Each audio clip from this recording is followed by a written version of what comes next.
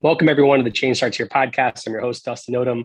And this week's episode is a special one. We decided, mainly the amazing producer that we have for this podcast, Lauren Woodburn, decided that we should use my travels for spring break as a time off to interview folks to go back and look at the vault, as she would say. So we have, I think, about 5 or 6 clips from some of our favorite interviews, from Brad Montague to Dr. Amen, to Geoffrey Canada, to Elena Aguilar, to Eric Weinmeier, to Dr. L. There's just some really cool conversations that we wanted to share with you again, because they're some of my favorite moments that we've had this last year.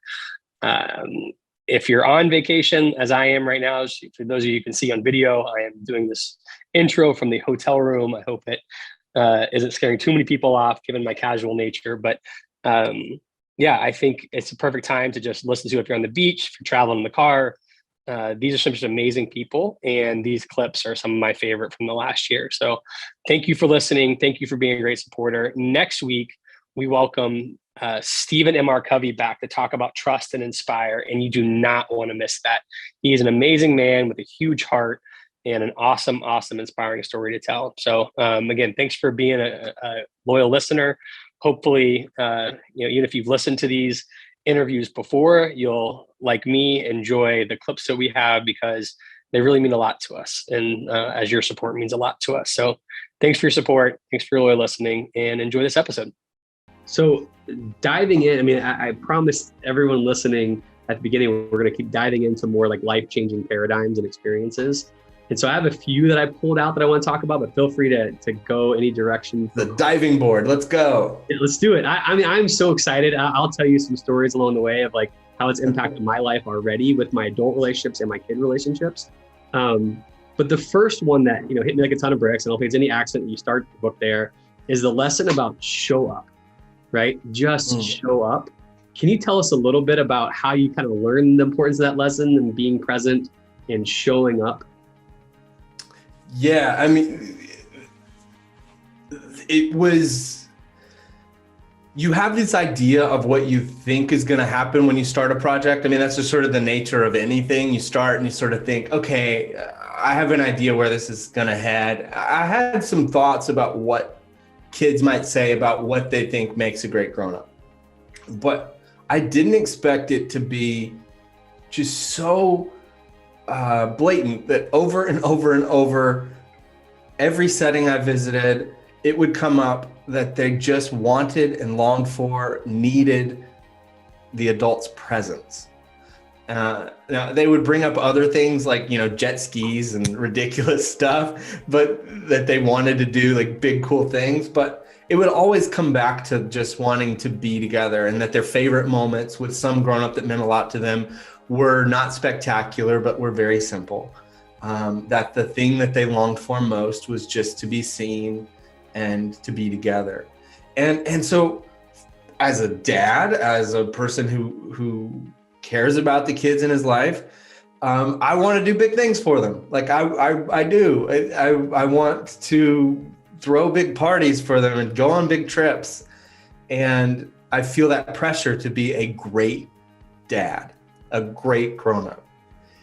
And I thought this would just sort of turn that up even more in me and make me really like lean into being a great dad and great grown-up.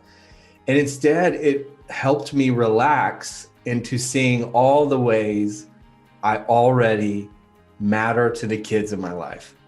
All the ways, just by me being me and being present with them, is a big deal.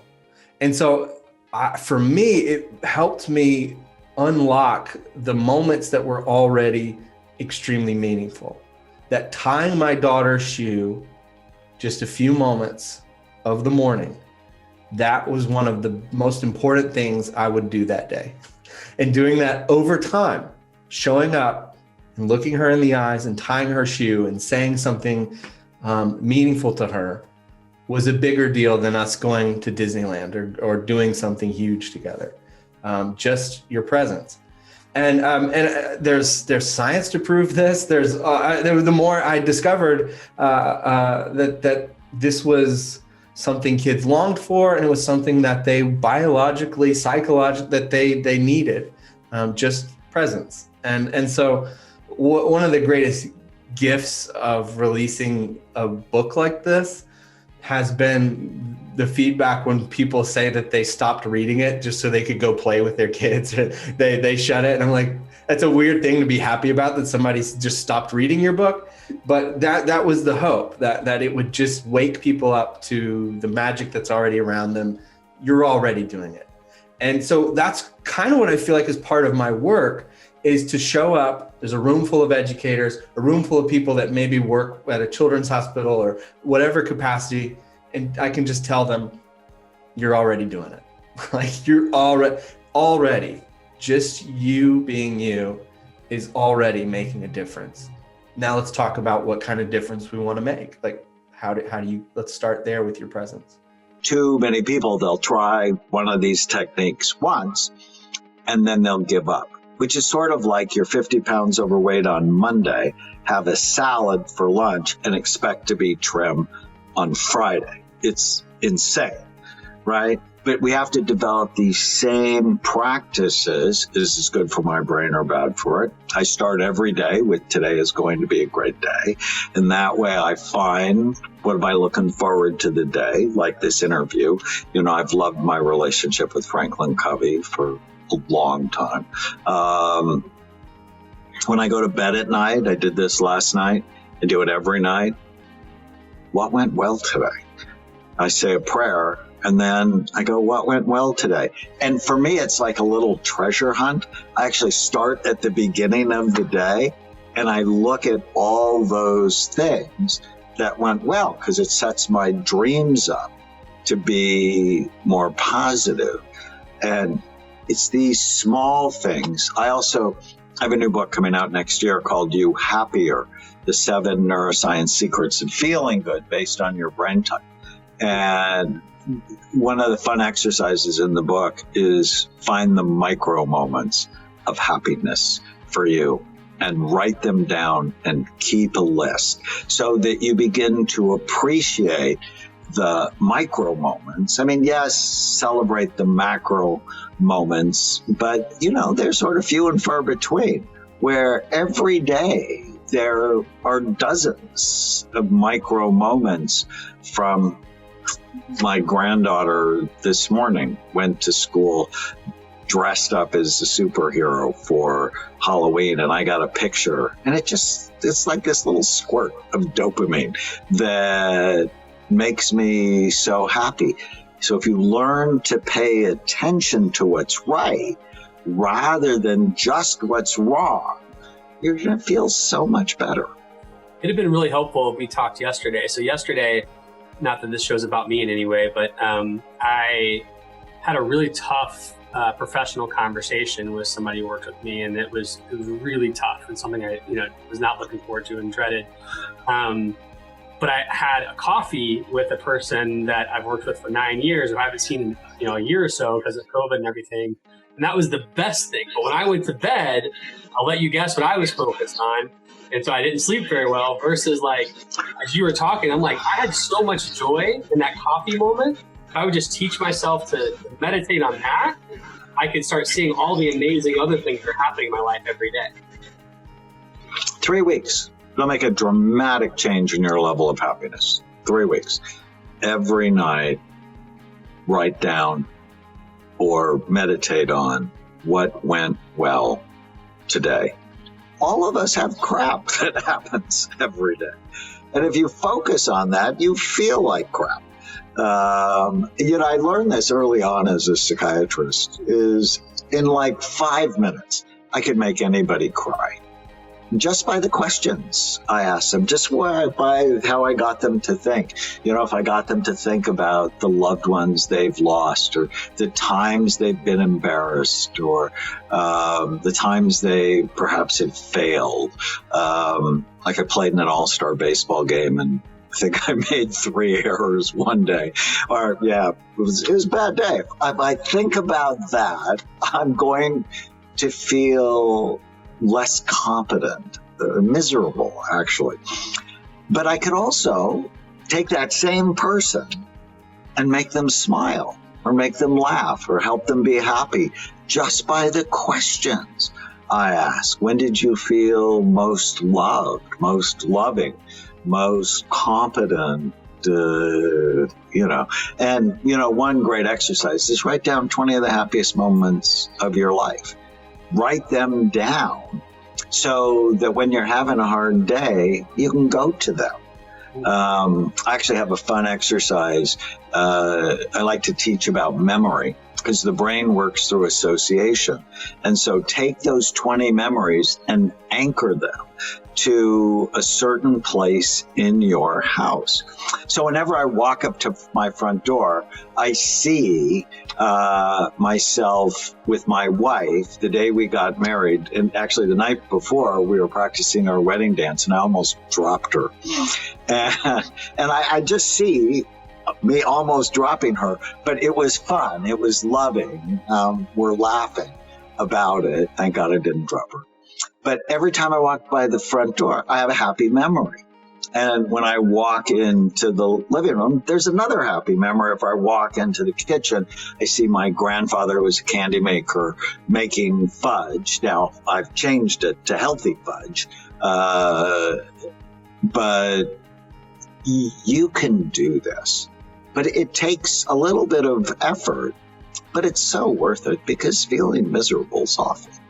Well, I mean, by the way, if anybody's listening and they don't follow you either on TikTok or Twitter or Instagram, I mean, so much, you do a good job of balancing like your videos with your quotes. And one quote that I stole, I don't know, several days ago, which was, you become a master of your life when you learn how to control where your attention goes, value what you give your energy and time to, right? And that's kind of a no-duh, I'm elaborating on what you just said, but I'm thinking about someone who's very close to me who, like, just constantly says, I can't do that. And I'm just trying to figure out how to take a baby step to build on that. So that 3 weeks is really helpful, and also positioning joy around you. Great idea, didn't work. Not as good an idea because you have to have a job to claim that, but you have to be below a certain wage requirement. So that part I think worked out well for us. The other sort of serious, this was one of my biggest mistakes I made. So when we started our charter school, we had an option for opening up the school that June, which would start us in September, or we could wait a year. And I was like, no, we got to open up this June. Now, the problem was we didn't get our charter, right, until April. So then I'm looking for a superintendent through May into June. Then I'm looking for teachers. In June, I'm looking for teachers. This is like, what was I thinking? Who is looking for a job if you're a teacher in July? I mean, it does happen. I'm not saying the teachers who may be looking for a job now, that the best teachers are looking for jobs early in the academic year where they're thinking about switching. I loaded our schools with folks who just weren't able to do the job. And we tried to train and retrain and do all of this stuff to fix this problem. And the original problem was I should have waited and gave myself time to structure this deal. And for me, I felt like we couldn't wait. It was an emergency. It was a crisis. We had to deal with it right now. But you know what? We almost had to shut the school down because we weren't doing well. The scores weren't good. And the last thing we needed was another lousy school. And guess who was sort of running that one? It was me. And so we had to totally readjust, take a year to rework. We didn't start the high school because the middle school wasn't strong. I promised a bunch of kids that they could go into our high school that year. I had to tell them no. It was the worst career day of my life. It really was. I was in tears that whole day telling kids and families who trusted me, you're gonna have to go to another high school because you can't come to mine because we're not opening it. We opened it the next year. I still feel terrible about it today. I tell folks who are interested in this work, this is not something you should ever rush. Do it right the first time because it starts the culture right. It allows you actually to have a higher chance of success. we talk a lot about in our organization, go slow to go fast. Yeah. And so that really resonates. I think it was funny. So my wife is the chief of staff and former talent director at KIPP St. Louis. And that's what they've noticed is that your most talented folks, you've got to hire early in the cycle. And so that's a tough learning. I will say, I think I heard, I'm preparing to talk to you. I've listened to a bunch of different podcasts and read your book. I feel like there's one interview about when this failure happened at your most vulnerable time that you just described, you actually invited Paul Tuff, who was, I guess, at the New York Times then, to come in and cover it. Like that seems a little sadistic to me. I love it now looking back to the strategy, but I promise you, without that story, I would have never had the maturity to be like, you know what, let's bring a writer in here to cover this failure and this apology I'm about to have to go down. It's funny because it's hard for me to explain to folks how devastated I was. This was the biggest failure in my life. There was a whole group of kids and families who trusted me, who I was about to go down that night. They didn't know why they were coming to a meeting. Yep. All of their kids were supposed to go to high school. They thought it was going to be ours. I was going to have to tell them, not only you're not going to my high school, and it's late to get into any high school right now, so that's going to be a struggle. I was crying. I was all day. I just was in an emotional wreck. And the reason I called Paul, who I knew was writing a book, and the last thing I wanted for anybody was to really come in and know about this. But this is what I thought. This work is so hard. One day, we're going to be successful. I believe that. People were going to look in and say, yeah, that was easy for you, right? Because you had it all figured out and you actually didn't suffer any of these sort of kind of soul. This was at my very soul. I was suffering and feeling like I failed these kids. And I thought that for people who care about doing tough things, we have to learn how to live with losing, with failure, but not to let that define your efforts. And this to me was going to be, I hoped, my seminal moment. I hope it wasn't going to become a perennial moment, right? That we were going to go and I was going to suffer, and I suffered that whole time. And I suffered for weeks after that, just trying to get my kids into schools and writing letters and calling principals, asking them to accept my students. And I thought that, and now, so, you fast forward now, we've eliminated the achievement gap with our kids. Folks, oh yeah. I go around there like, oh yeah, Jeff, but you had this and you had that. And I was like, no, you need to read where I was in this journey for real, to recognize that lots of folks, that would have stopped them.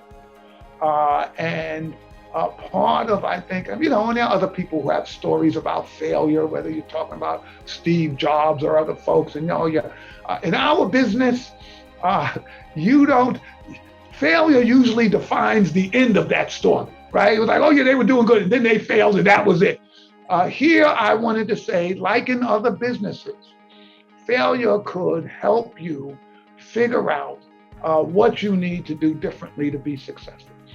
And at this point in our business, if you're going to be in this business, you are going to fail. I don't care where you are. If you're going to be trying to work in what I call the deep end of the pool, where people drown, if you're going to go in that area, you're going to have to learn how to deal with failure. And the question is, in lots of places, which I know people accept that as the state of things. School's been failing 15, oh yeah, but you know what? I'm in St. Louis, so what do you expect? Or, yeah, this is Bed-Stuy, come on, what, right? You just accept that as the sort of the way things are. Those of us who go in and say, no, it doesn't have to be like that, you have to deal with the fact that, yeah, you may try really, really hard, which we did. Can I tell you how hard we tried?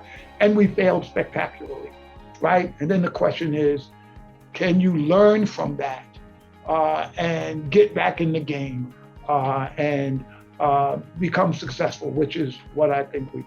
Someone like you who's having phenomenal success, yeah, there's some things that you know pretty early if you could fit or not, but like it may take 5 years to 10 years to really get your feet into it. So it's okay to go on that roller coaster ride. Oh yeah, no doubt. And it's a struggle. That's why I tell people you can't give up, because anything worth it is going to be a struggle. So, first couple years were really tough. Once you get into that 5-year window, you know what? Yeah, I don't have to eat a whole pie to know it tastes good, right? I think I can do this long term. And then you're at 10 years where, it's a part of your blood now. It's what you wake up and you do.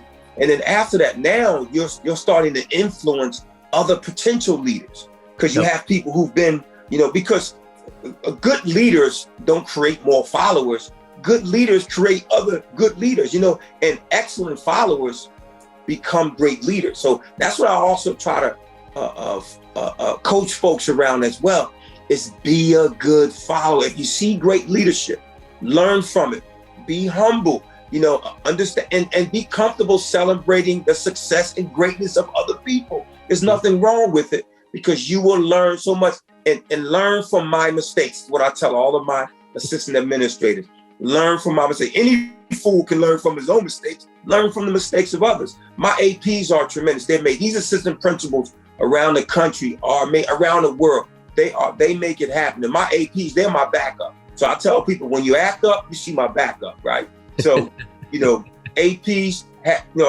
tip my hat to them, because they don't always get the credit, but they do a lot of the grunt work. And that's assistant in any role, whether you be at the superintendent level, at the building level, wherever you are. Most times the assistant, even those people who assist us in the work we do, right? If you have an assistant somewhere, they make it happen every day to keep you from double booking events and programs, and they make it happen. So that's the service, right? Those who serve others are truly making a difference out there. That's great. You said something about success. So I think about a conversation we had recently about, the 4 C's to school success that you've got. I'm fascinated by them. And I think they really hit both my heart and my head as I think about being back in my schools. Can you share what those 4 C's are? So the 4 C's, my 4 C's of school success. When I took over, my first school was a turnaround school. And when I decided I wanted to become a principal, I knew I wanted to be focused. So I couldn't be all over the place, right? I had to find some specific areas I was going to focus on. So I knew that I had to create an environment where every child knew that they had a champion. Rita Pearson talked about that often. Every child needs that advocate, that champion. So my first C is that every child deserves someone crazy about them. We have to be crazy about our kids. Those kids have got to know we're willing to do anything we can to help them become successful, to help them get the support that they need. That's the equity that we desire so much in education and in the world, is doing everything we can, giving kids everything they need so that they can find that success at some point in life. So being crazy about kids. The second one is being curious about the lives of children outside of school. This pandemic has really taught us how important it is for us to know about our children outside of school. Those teachers and those principals and counselors and nurses who knew what children didn't have internet at home, didn't have devices at home, didn't have great meals, who were homeless, who were moving from home to home, couch to couch, they were able to shift right away and provide needed services and support to those families. So being curious, Albert Einstein often talked about curiosity. We need to be building curious schools where children can develop their own curiosity, but our teachers and adults can be curious about the children, the work that they're doing, and about their lives outside of school. The third one is consistent adults in the lives of children. These children don't need to come in schools and see a new teacher every year. We had a school here in Philadelphia one year, 52 teacher vacancies in one building. It's a large middle school. That's devastating. And those children take the same state test as children who are in schools with the same teachers for 5 and 10 years. They need consistent adults. That's why I chose to stay early in my career because I knew those students need to see that consistency, because often they may not see it in their homes. And that's regardless of what community you live in. Across America, we have a very high divorce rate. We have a large number of children who are living in homes without their fathers there. So if they can't find that consistency at home, that's why I'm always driving and pushing males to get involved in education. You don't have to be a teacher, just be involved. And then my last one is a strong school culture, a culture of love and support for children. The principal is the prime facilitator of culture in the school. So a strong culture where we're lifting up others through positivity will make a huge difference. And one where teachers feel that they can take risks, that they feel safe, they feel nurtured, but also where they feel celebrated and not tolerated. I've worked with Franklin Covey for almost a decade now. And so I've known of your story because we're honored to have a relationship with you and telling your story as well internally. And I know you've talked a lot about the importance of choosing the right team. Yeah. Can you talk a little bit about how we do that? I mean, right now we're going into the start of another school year, and I'd be curious to know things that I should be looking for to make sure that we have the right team and that we are gelling in a way that's going to allow us to summon our own Everest.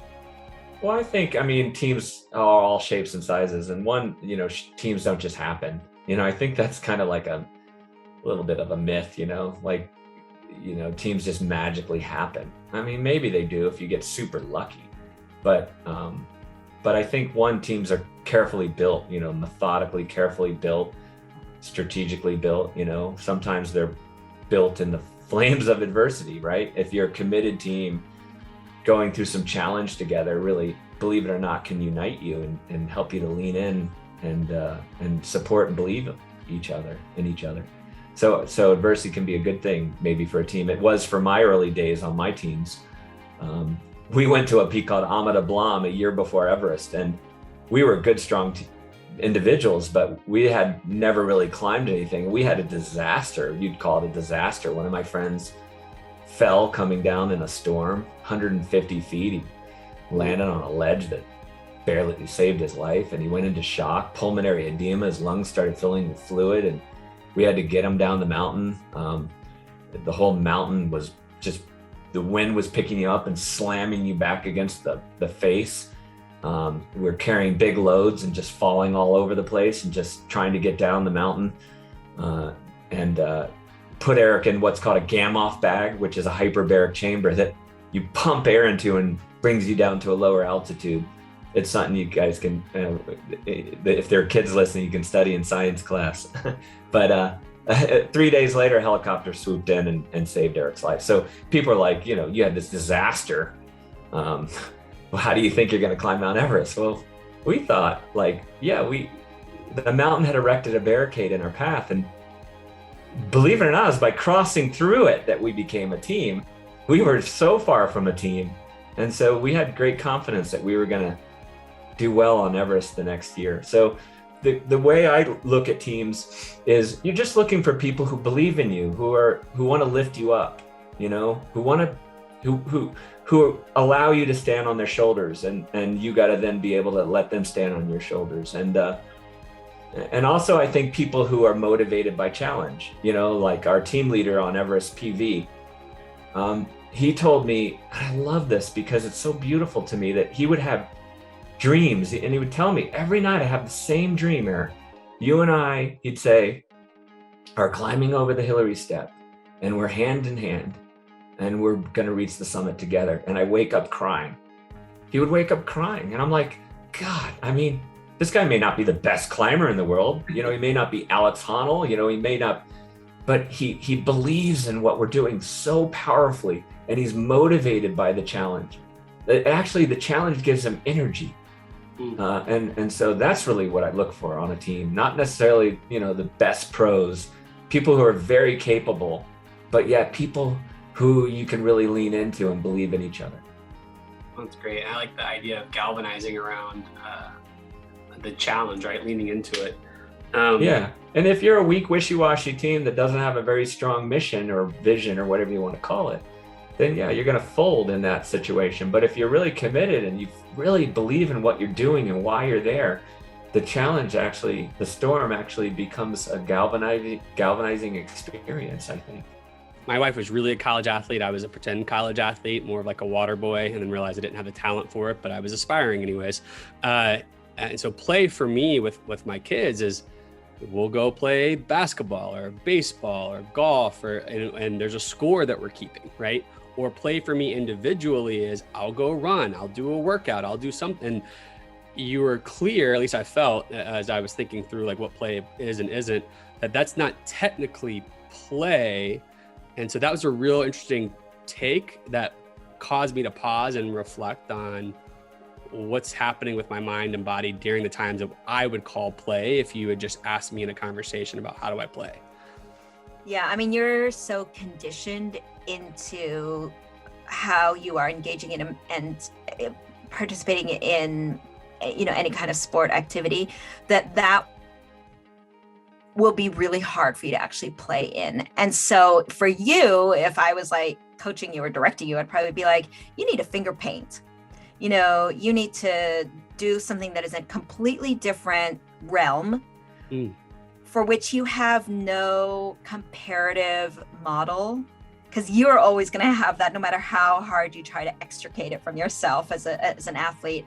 So something for which you have, you're only like, yes, you probably go into comparative mind because that's what humans do, but it's not going to have the same kind of emotional triggers or responses from you. It's not going to be like, I'm better, I'm worse, what's happening to me, To your point, so I think that's really healthy because I probably spend way too much of my mind there, but it's something that my 7-year-old and 5-year-old, it's really hit me, or soon to be 5, hit me a lot recently. We had a daddy son day with the 2 oldest and me, and we went to a restaurant where we could be way socially distanced with masks on and everything, but we had coloring books, tables, whatever, and they're coloring, and I'm loving watching what they're coloring, but then they would look at me and say, Dad, is this a 9 out of 10, 10 out of 10, 11 out of 10, or 1,000 out of 10? And I'm thinking like, guys, let's just color to color. And I know for a fact, I've never tried to have that rating system while they're doing some sort of art. But then I think,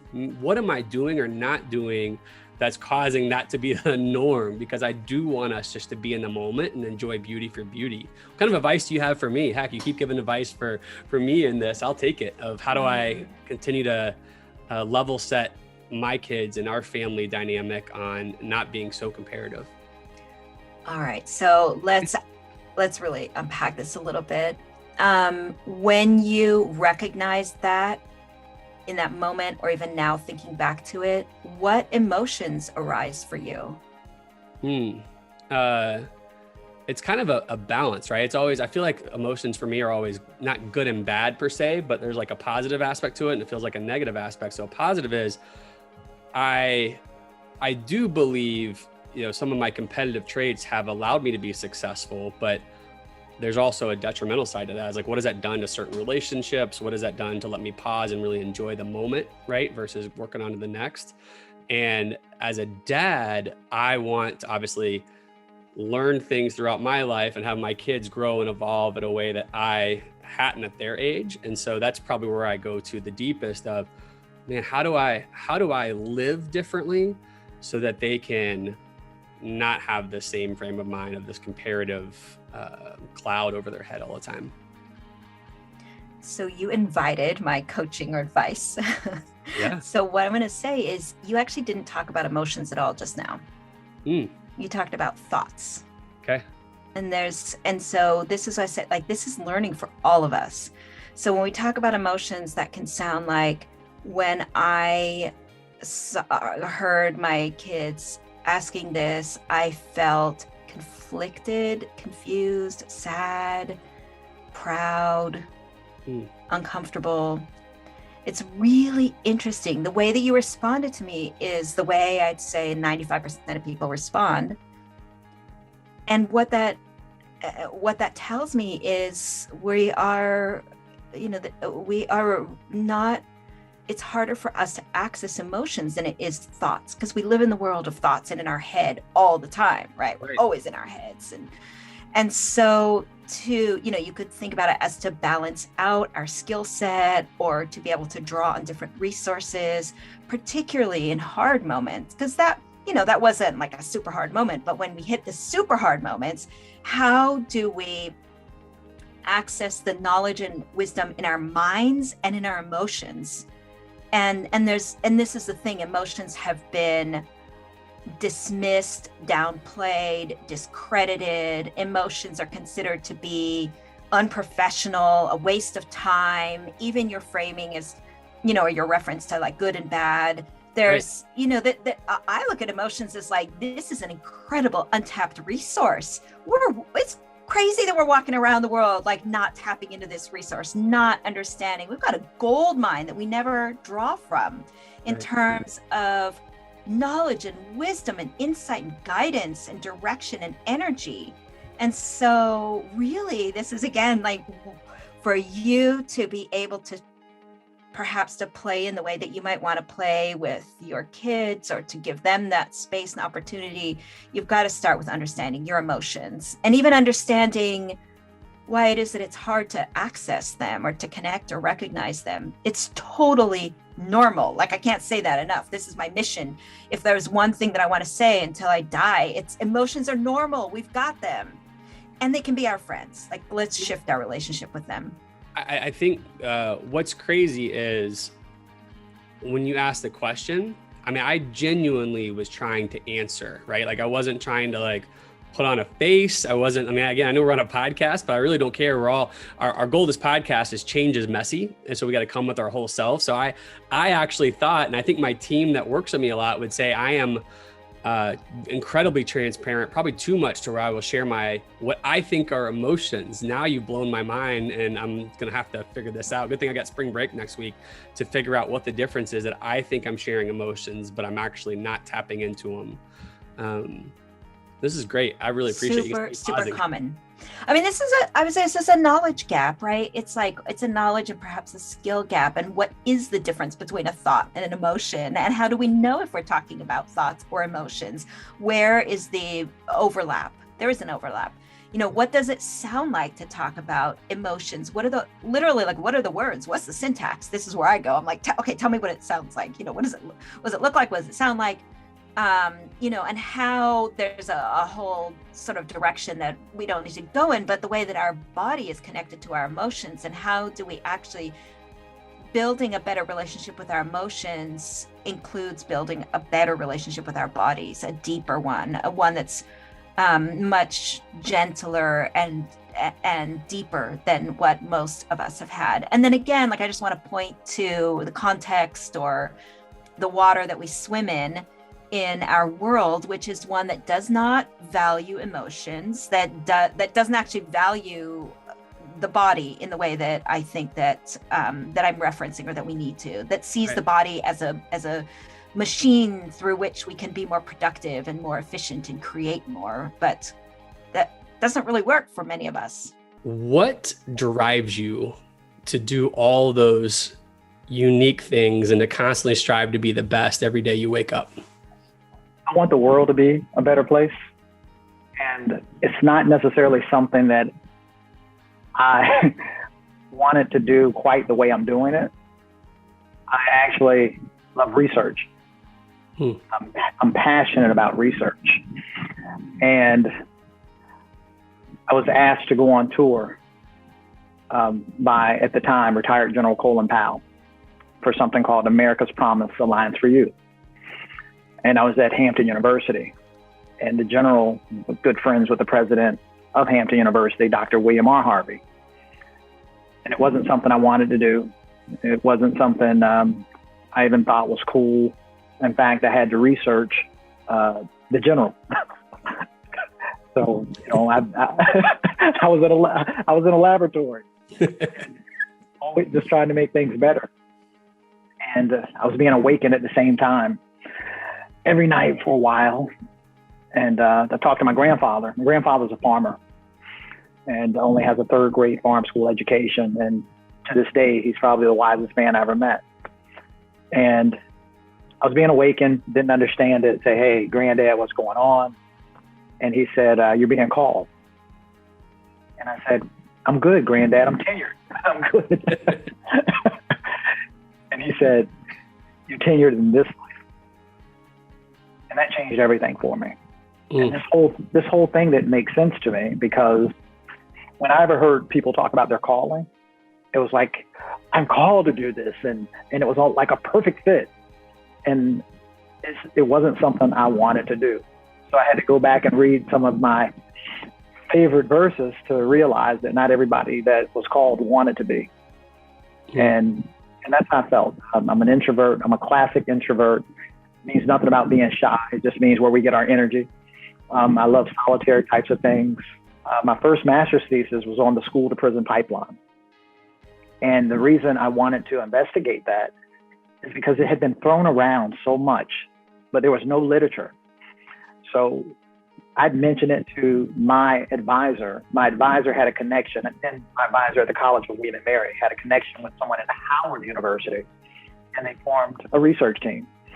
And I was on that research team, so I was able to use some of that data for my master's thesis, school to prison pipeline. And basically what it says is, what it postulated back then was, if school basically fails a person of color, a Black or brown person, then the consequences are much graver for Black and brown students, because what's left is a pipeline that's ready, able, and capable of making money from their institutionalization.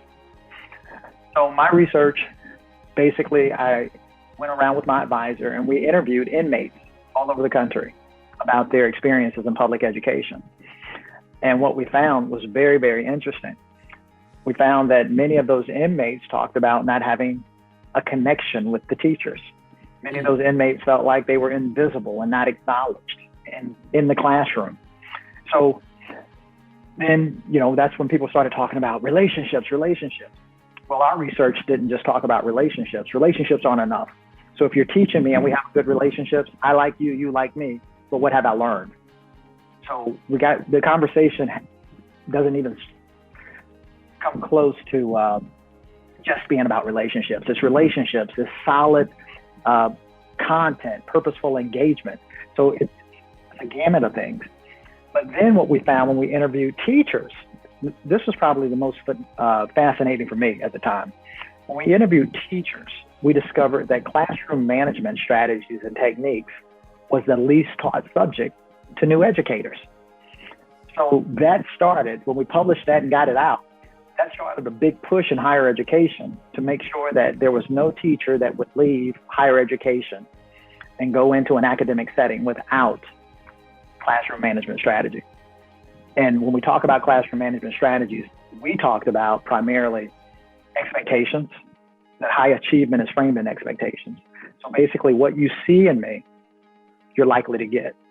So the bias and everything like that was a part of that. We also found that rules don't govern behavior, relationships govern behavior. So it wasn't the fact that you put 20 rules on the board and said, sign them, take them home, and bring them back. That was more about that relational component. I love your first point. Both my wife and I have been educators for a long time, and the hardest part for her has always been to turn it off. And it's not because she thinks she's so important. It's just the fact that we're so passionate about the work that it's just hard to turn off, and there is a lot of guilt for it. And so I appreciate you challenging school leaders to take that time for themselves. And I'm going to take it another step.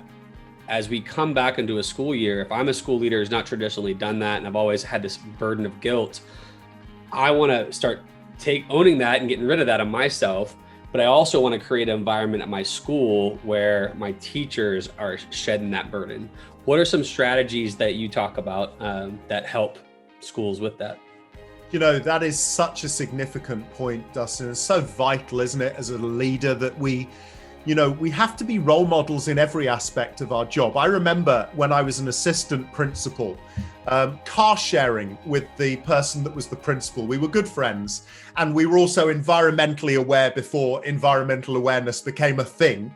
And we car shared because we lived quite close to each other. And he had this philosophy as a principal that he had to be the first person into the building and the last person out of the building, which if we hadn't been car sharing, I would have accepted and gone, fair enough, you're the principal, you live your best life. But what used to happen was this: the teachers and staff in the school would feel it was their responsibility to constantly show their principal how much they cared. And one of the ways they did that was wanting to show how many hours they were putting in to their job. And so we'd end up in some kind of Western standoff where we would both be sat in his office waiting for classroom lights to go out, right? Because his view was, I can't leave before my tea. And teachers were in their classrooms looking at the principal's office light, waiting for the light there to go out so they didn't think they were leaving before their principal. And as a result, some nights we didn't get home till 10 p.m., right? Now, that's an absurdity. And I suppose it's a very extreme example of what I'm talking about here. We have to set the standard, both of excellence, of course, and all of those things, but also to make sure that we realize this absurdist model that how many hours you put in proves how much you care has to go. It's a very old school industrial idea that came from Taylorism and industrial thinking. This idea that the more hours you put in, the more efficient you are, the more productive you become, the more profit you make, the more successful you are. And so you create this spiral.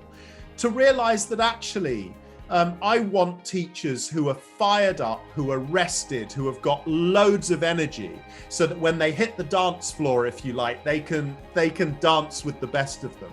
And so I think it's really, really important, A, to role model behaviors, but also B, to be really there for them on a human level, and to make sure when they need it, you're giving them permission to step away. And by the way, the other thing that I think is really important here is to remember that even if you're taking a breather, and however you might do that, whether you go for a run or a walk, whether you swim, whether you are deeply into the arts or whatever it is, those moments actually are subliminally giving you loads anyway, right?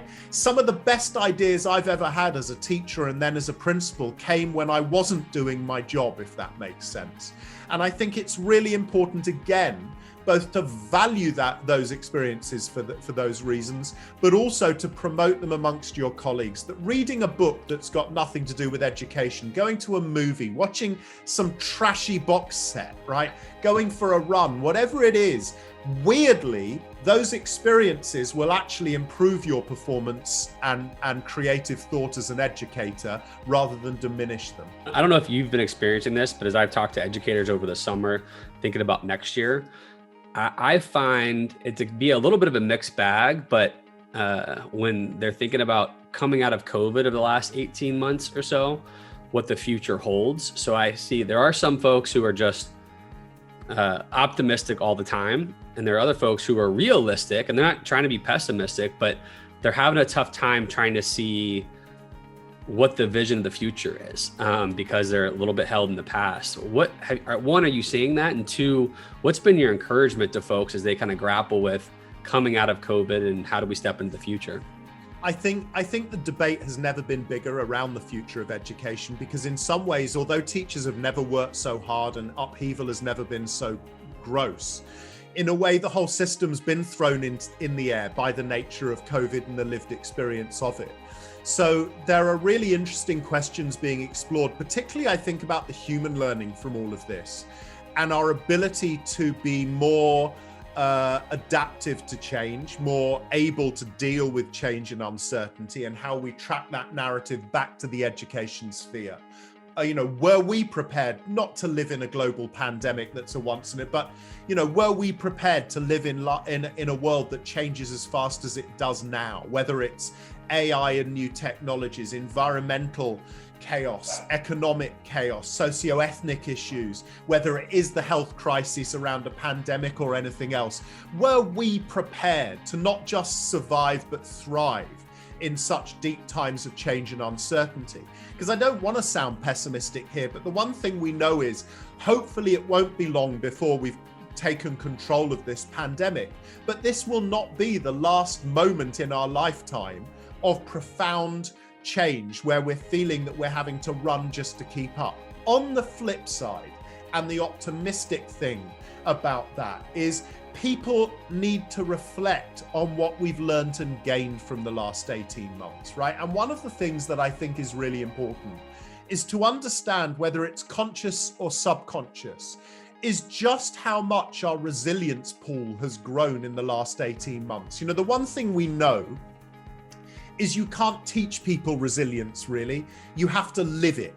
And the way you live it is to overcome adversity. It's like going to the gym and working on weights. You know, the more you break down the muscle fiber, the more it grows back stronger. And in some ways, resilience for me is a very similar thing. Until you've experienced adversity and found a way through those challenges, it's very difficult to put more resilience in the bucket, right? But because of what we've all lived through, we're all now playing with more resilience, whether we know it or not, whether we feel like it or not at the moment. And that goes for our students too, by the way. You know, when you think about the post-Second World War generation, who showed not just unbelievable resilience through their lives, but one of the most innovative and dynamic generations in human history. And I feel very strongly that our children's generation will be that next. I mean, I talk about this an awful lot to people.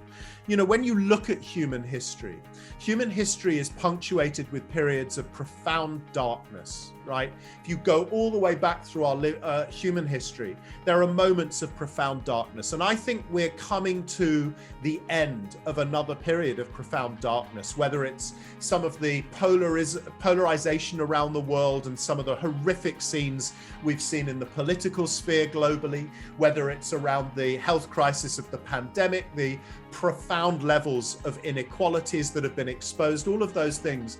Every period of darkness is followed by an explosion, a human renaissance, an explosion in innovation, in creativity, in culture and scientific discovery.